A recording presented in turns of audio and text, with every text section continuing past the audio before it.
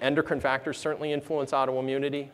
On a broad stroke, certainly true, women as a group are more susceptible to autoimmune diseases, but that's not true for every autoimmune disease.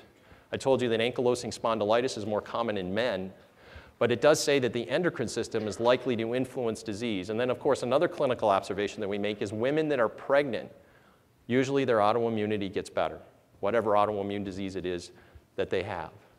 Right? So there's so many environmental factors that are out there that are regulating disease. There's infection, the lack of infection, your microbiota, your endocrine system. These are all influencing autoimmunity and inputs into autoimmunity, and I think this is one of the major challenges that we have going forward. The last thing I want to say is just thinking about the treatment of autoimmunity and putting together what we've learned in the course.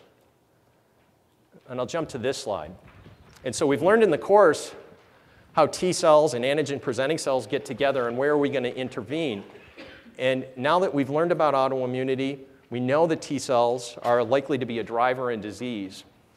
This presents some of the framework of why interfering with T cell function may be a more appropriate way to treat autoimmunity rather than giving the sledgehammer of completely suppressing the immune system.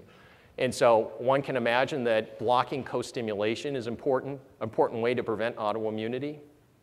Blocking IL-2 that Abul touched on, and this could be very complex because it could affect both the regulatory or effector T cell population, affecting how T cells migrate, right? We learned about this from Jason in his lecture. This could be very important in preventing autoimmunity.